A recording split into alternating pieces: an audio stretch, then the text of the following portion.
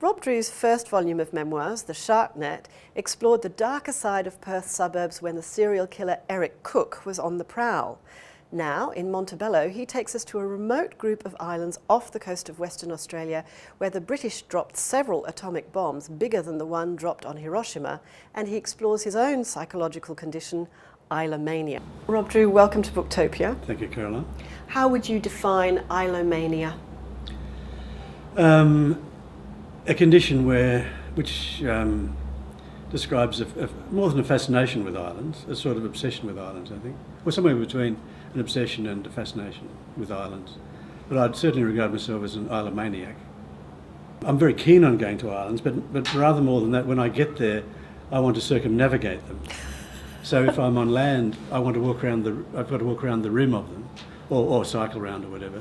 And if I'm in the boat, I want to see that it is actually an island, not just a peninsula or something. So you sort of need to claim it, or you need to own it in some way. In my mind, I do. Yes, yeah, I do. But I know I've got to get. I found it very frustrating on one of the islands that I liked in the Montebello, when I could only get 3/4 of the way round, and then had to turn and go back without completing the circle. Right. And that was very frustrating. It took a bit of getting over. Now, one of the islands that you presumably have encircled many times in your adolescence and adulthood is Rottnest Island. Why is that place so potent for you? It's a very romantic place. It was where it's still West Australia's most popular holiday spot. And growing up in the 50s and 60s, it had an aura in a very straight-laced time in a very conservative city. It had an aura of romance, and it had a very sensual sexual aura as well. And it was rumoured to be the place where West Australians lost their virginity. So that gave it a certain sort of aura. And certainly teenage boys tried to see if that was true. You included. Yes, I was included in that. Rob, you mentioned growing up in the 50s, and I guess the sort of prevailing event that dominated the 50s in terms of the sort of collective psyche of the planet, at least in the West, was the Cold War. And then you say that the other sort of great big kind of event that brackets the other end of your life to date is the global economy and the kind of resurgence of interest and concern around the environment. So can you talk about those two ideas and how you've encapsulated those in this book? Well, the first one, the Cold War, and especially its symbol, which was nuclear testing, was of alarm to me, because my mother, on hearing that they'd set off an atomic bomb in our state, wanted all her kids at home, because, as she said, it worries the blazes out of me.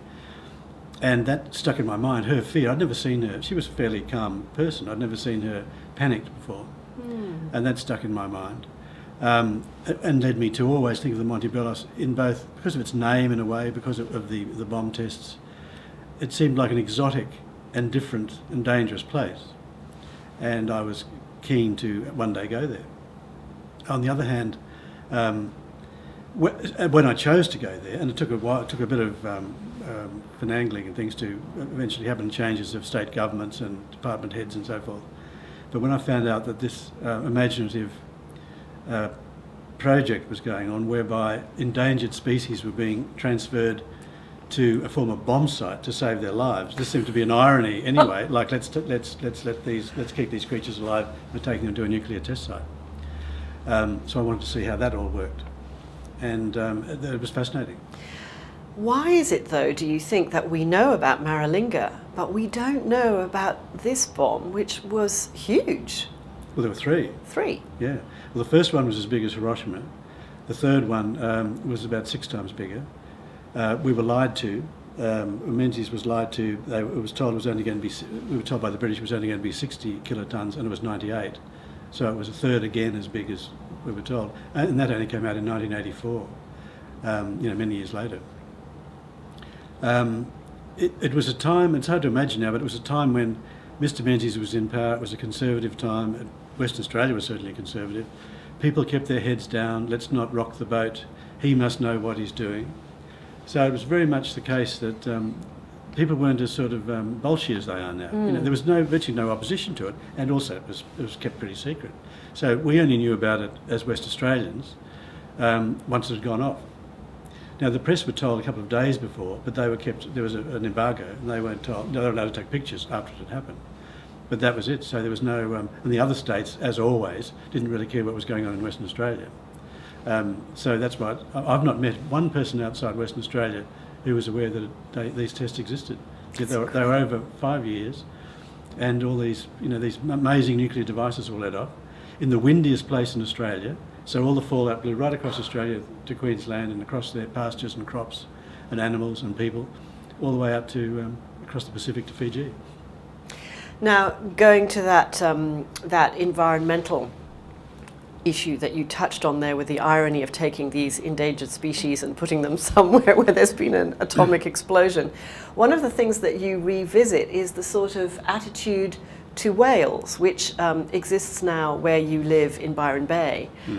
And you contrast that with the way Byron Bay was once upon a time, when it was the epicenter of the whaling industry. Yes, and not very long ago. I mean, one generation ago, in the 60s, until 64, whale watchers weren't sentimental people standing on headlands going, ah. There were people watching the whales being flensed and rendered down, while sharks, as they were winched ashore, they were shot out in the bay and air blown into them, so they floated. And then they were winched ashore onto a jetty that has since been destroyed by cyclones, with sharks clinging to them like leeches. Yes, that image is so vivid in your book. And sharks all falling on the deck, and teenage boys were employed with 303s to shoot the sharks. So there's all this screaming and gunfire and blood and sharks and teeth and stuff going on. At the same time, lifesavers are stolidly going through their routines about 100 metres away in the water, swimming out 300 metres around the buoy and back. And then suddenly that stopped. And kids were bussed in from neighbouring towns, Casino and Lismore and so forth, to watch all this mayhem and cheering and So the spectacle was a spectacle for the public, in terms of people wanted to come and see this kind of bloodthirsty this miasma of stuff.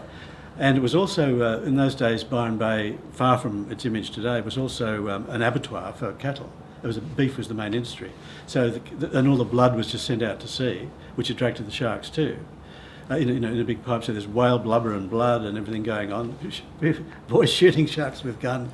It was a real sight, and an educational sort of trip. Buses came in with kids they could smell as they came down the hill into Byron Bay, down the St Helena Hill. They could smell this pall of abattoir smell over the town. So which do you prefer, the Byron of today, with its kind of benign new age whale watching kind of identity, or that much sort of more Wild West kind of brutal? Well, it was certainly more of a spectacle in those days, but I mean, I don't want to see whales killed. Nowadays, of course, people standing out on the headlands oohing and ahhing as the whales go on their migration. And a whale died recently at my nearest beach. It was washed ashore, and these days whales have autopsies if they die. And they're on the beach, and there's a funeral ceremony, and people hold hands and sob. And that's 30 years since they were cheering their slaughter. I mean, I find that quite interesting as a writer. But I also remember growing up in Perth, Albany was the big whaling centre of the West Coast, and whaling went on there until 71 or something, in the 70s. And I used to have to cut up whale meat every night for our cat. And I remember I remember cutting through the fibres and the smell of it and all that sort of thing. The cat didn't even like it very much. The cat preferred sort of liver, but it was cheap. I guess it was cheaper. It was cheap. Yeah. Rob, there are two stories that dominate this book and that clearly have haunted you and been a very important part of your life as a writer. And I'm thinking obviously of the drowning of your friend Richie, and also of the shark attack on Ken Crew at Cottesloe Beach in 2000. Can you just talk a little bit about how you, in a sense, submerged or repressed the drowning of your friend Richie for so long, and how through the writing of this book it's kind of made you understand how that drowning episode found its way into your creative fiction? Well, it's very intriguing, and when he drowned, we were swimming close together, but every kid of the five of us had to look after themselves, if you know what I mean. It was a rough day, and you'd catch a wave or be dumped or whatever. And you weren't conscious, you weren't constantly thinking, oh, I hope so-and-so's all right, because we were all teenage boys and everyone was fit and everyone could swim. So you just went about your individual business. Then there was a stage, looking back, and of course I've re-examined the afternoon countless times since, but looking back, it was the entry into the water of some men, and we were teenagers, but some men from the surf club came into the surf on big wooden boards, a big... like Malibus. Heavy board, bigger than Malibus, and made out of wood with sort of surf skis. And they started cutting in on us, and we were just body surfing. So I think that when his body was found the next day, there was a bump on the head, and he was all rolled up in kelp. Oh. So I imagine he was hit on the head with one of these.